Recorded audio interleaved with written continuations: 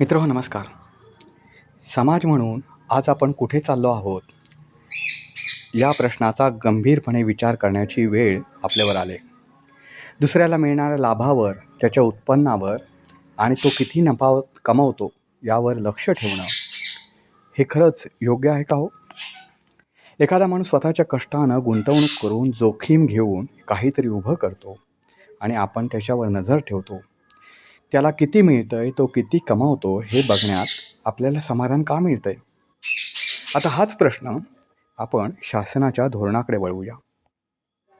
सौर ऊर्जेसारख्या स्वच्छ, पर्यावरणपूरक आणि भविष्यातील ऊर्जेच्या स्रोताला प्रोत्साहन देण्याऐवजी आज शासनच ग्राहक आणि उद्योजकांवर लक्ष ठेवतंय. लोकांनी स्वतःच्या पैशानं, भलेही शासनाच्या सबसिडीच्या मदतीवर असेल, अवलंबून सोलर प्रोजेक्ट उभे केले, वीज तयार केली. तर त्यावर मर्यादा घालणं, नियम लादणं हे खरंच योग्य आहे का हो?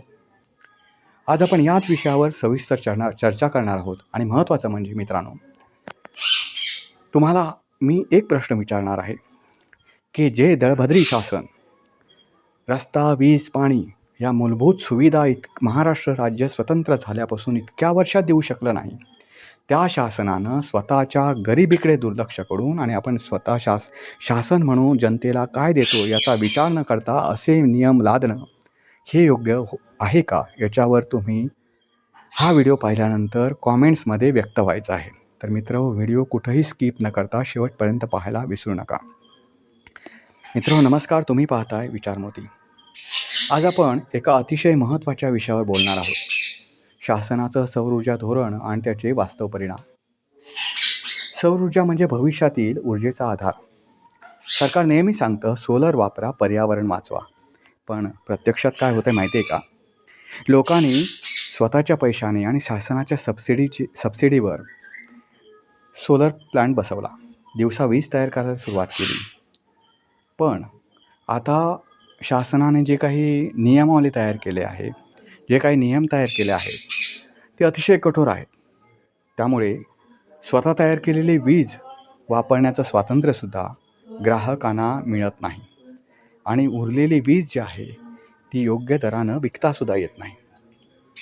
मग प्रश्न पडतो की शासनानं इतके दिवस सोलर प्लॅन्टला किंवा सोलर ऊर्जेला जे काय प्रोत्साहन दिलं ते नेमकं प्रोत्साहन होतं की भविष्यात अडथळा आणून जनतेला तोंडघशी पाडण्याचा एक प्रयत्न होता?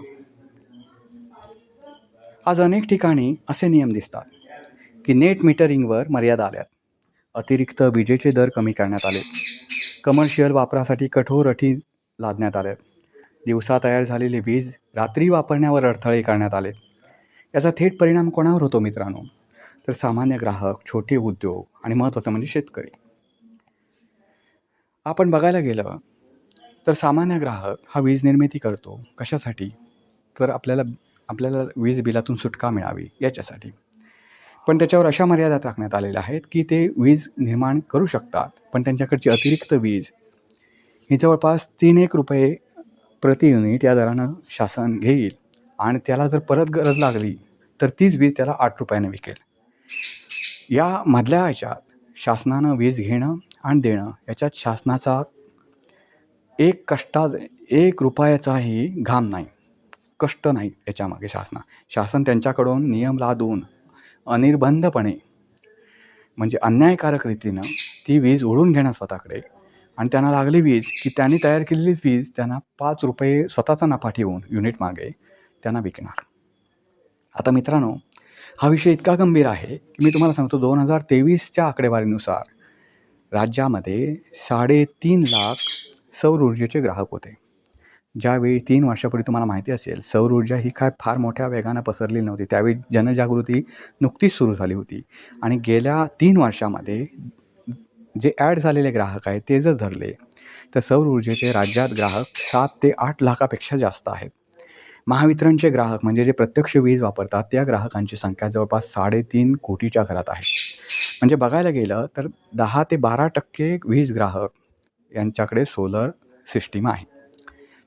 असे असतानासुद्धा यांच्यावर म्हणजे अजून सोलर सिस्टीम सगळीकडे बसलेली नाही, कारण त्याच्यामागे अनेक गोष्टी आहेत की ज्या गोष्टीमुळे हे सोलर सिस्टीम प्रत्येकाला वापरता येणं किंवा प्रत्येकाला बसवणं हे थोडं आवाक्याच्या बाहेर झालेलं आहे. जरी शासन त्याच्यामागे सबसिडी देत असलं तरी आता एक नवीन नियम शासनानं असा काढला आहे की तुम्हाला तुमच्या 12 महिन्याच्या वीज बिल एकत्र केल्यानंतर जी सरासरी येईल तेवढ्याच कॅपॅसिटीची वीज तुम्हाला, तेवढ्याच कॅपॅसिटीचं सोलर प्लॅन्ट तुम्हाला घेता येईल. जास्त कॅपॅसिटीचं तुम्ही घेऊ शकत नाही. आता हा नियम म्हणजे जगण्याला अडथळाच नाही का हो? तुम्हाला माहिती असेल महावितरण वीज जी आहे ते आमच्या ह्याच्यातला एक अविभाज्य घटक बनलेले आहे. आणि असं असताना तुम्हाला स्वतःकडे मुबलक वीज नाही, वीज निर्मितीची साधनं कमी आहेत. तुम्ही जेवढी लोकांना वीज हवी आहे, जेवढी लोकांनी विजेची मागणी आहे ती पूर्ण करण्यामध्ये तुमचा दळभद्रीपणा एवढा आहे की तुम्हाला ती पूर्ण करण्याएवढीसुद्धा तुमच्यामध्ये कॅपॅसिटी नाही.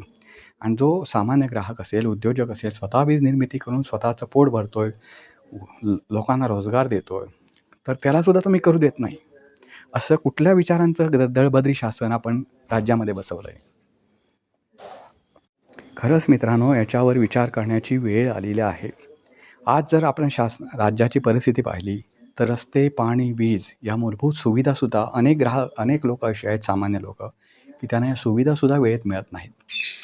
महावितरण नवीन ग्राहक तयार करत आहे, म्हणजे नवीन घरं झाली, नवीन अपार्टमेंट झालं आहे की तिथं नवीन ग्राहक निर्माण करत आहे, पण त्यांना द्यायला आपल्याकडे वीज आहे का हे महावितरणलाही माहिती नाही. आणि वीज नियामक आयोग नावाची जी भ्रष्ट यंत्रणा त्याने उभी केली त्यांनाही याच्याशी काही सोयसुतक नाही. या सगळ्या महावितरण असो की वीज नियामक आयोग असो, याच्यावर नियंत्रण कोणाचं? ते सरकारचं. आणि सरकार या सर्व पातळीवर अपयशी ठरताना आपल्याला दिसून येतं. एक तुम्हाला मित्रांनो नियम सांगितला मी की तुम्ही जी वीज तयार करता ती वीज तुम्हाला हवी तेवढी वापरता येते आणि अतिरिक्त जी वीज तयार होते तुमच्याकडे ती शासन घेणार, म्हणजे महावितरण घेणार.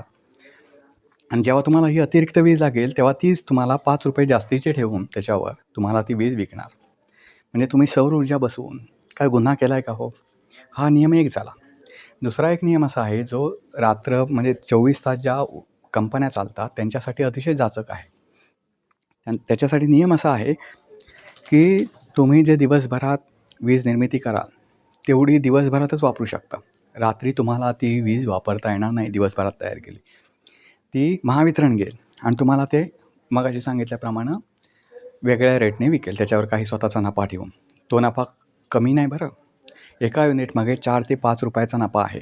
जेवढी तुम्ही शासनाला देणार ती 3-4 रुपयानं आणि ती शासन तुम्हाला देणार 7-8 रुपयानं. म्हणजे जवळपास तिथंच शासन किती फायदा घेत आहे बघा. सांगायचं गेलं झालं तर मित्रांनो, सोलर प्लॅन्ट असो, म्हणजे तो सामान्य ग्राहकाने उभारलेला असो किंवा कंपनीने उभारलेला असो, त्याच्यामागे त्याचा कष्टाचा पैसा असतो. त्याच्यासाठी फंडिंग जे असतं ते थोडीफार सबसिडी जर शासन देत असलं तर उरलेलं फंडिंग तो माणूस स्वतःच्या कष्टातून उभारतो आणि त्याच्यावर शासन अधिकार सांगतं. हे अतिशय गैर आहे. उद्योजकांसाठी बोलायचं झालं मित्रांनो तर कोणताही उद्योग उभा करायचा म्हणजे गुंतवणूक आली, जोखीम आली, दीर्घकालीन प्लॅनिंग आलं. सौर ऊर्जेमुळे काय होतं माहिती आहे का?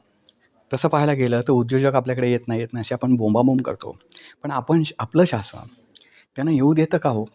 हा एक महत्त्वाचा प्रश्न आहे. येऊ देतं म्हणजे त्यांना वेलकम करतं, पण पुढचं काय? ते उद्योजक इथे जगला पाहिजे, त्याच्या इथे पाळंमुळं खोलवर गेली पाहिजे उद्योजकतेची, त्यांच्या कंपन्याची. याच्यासाठी आपण कुठे प्रयत्न करतो आहे? त्याच्यासाठी आपलं महाराष्ट्र राज्यातलं जे वातावरण आहे ते खरोखरच उद्योजकांना किंवा कंपन्यांना पोषक आहे का याचा कुठेतरी विचार शासनानं आत्ताच करणं महत्त्वाचं आहे. मित्र हो, इथे मुख्य प्रश्न असा उभा राहतो की शासनाने लोकांना सशक्त करायचं, सौर ऊर्जेसाठी प्रोत्साहन देऊन, की त्याच्यावर नियंत्रण आणायचं? जर प्रत्येक गोष्टीवर नियंत्रण ठेवलं तर लोक पुढे कसे येतील? बरं, मला एक मान्य आहे की महावितरण ही गोष्टच बंद होऊन जाईल पुढे सगळ्यांनी सौर ऊर्जा घेतली तर. पण तुम्ही सद्यस्थितीत सौर ऊर्जा असताना, एवढ्या मोठ्या प्रमाणात ग्राहकांकडे असताना तुम्ही तुमची वीज देऊ शकता का हो पूर्ण? ग्राहकांची मागणी जेवढी आहे तेवढी पूर्ण करू शकता का? हा एक महत्त्वाचा प्रश्न आहे. कारण ती मागणी पूर्ण करण्याएवढीसुद्धा वीज महावितरण तयार करत नाही. महावितरणच्या ऊर्जा तयार करण्याच्या क्षमतेलाच खूप नियंत्रण आलेलं आहे. त्यामुळे आज तुम्ही बघताय काही गावातील अनेक दुर्गम गावामध्ये, अनेक खेड्यांमध्ये 4-4, 5-5 तास भर उन्हाळ्यामध्ये लाईट नसते. शेतकऱ्यांना लाईट मिळत नाही दिवसा, मग त्यानं जर सोलर प्लॅन्ट उभारला तर अशा शेतकऱ्यांना प्रोत्साहन देण्याऐवजी तुम्ही त्याच्यावर जर नियंत्रण ठेवत असाल तर आपला शेतकरी किंवा सामान्य ग्राहक असेल किंवा कंपन्या असतील कशा जगतील आणि त्यांना फायदा कसा मिळेल?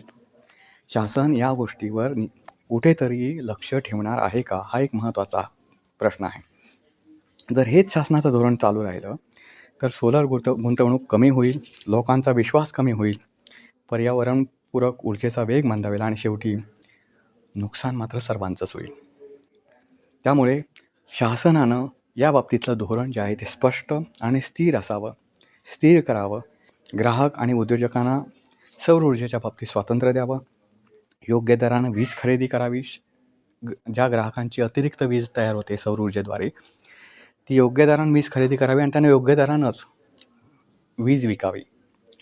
दीर्घकालीन विश्वास या बाबतीत शासनानं निर्माण करणं गरजेचं आहे. कारण सोलर बाबतीत जी जनजागृती केली इतके वर्ष शासनानं प्रचंड पैसा खर्च करून जाहिरातबाजी केली, प्रचार केला, प्रसार करा, याच्यासाठी जो करोडो रुपये उचले, त्याच्यामुळे आत्ता कुठे लोक या सौर ऊर्जेकडे वळायला लागले. आणि त्यावेळी जर नियंत्रण ठेवलं तर भविष्यात सौर ऊर्जा तर कोणी घेणारच नाही. आणि भविष्यात तुम्ही कितीही जनजागृतीसाठी करून त्यांच्या गळ्यात मारण्याचा प्रयत्न केलात तर ती गळ्यात मारूनसुद्धा घेतली जाणार नाही. मित्रांनो, सौर ऊर्जा ही फक्त वीज नाही, ती भविष्यातील स्वातंत्र्य आहे.